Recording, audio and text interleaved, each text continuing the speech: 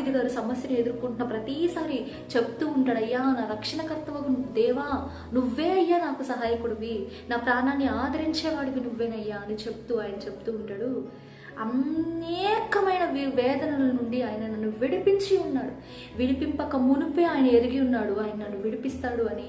దేవా నీ యొక్క నామాన్ని నేను స్తుతిస్తాను, నేను నీకు కృతజ్ఞతాస్తుతులు చెల్లిస్తాను అని రాయబడి ఉందండి. అదే రీతిగా సమస్యను చూసినప్పుడు వెంటనే మన యొక్క నోటి నుంచి స్తుతి కీర్తనలు రావాలి.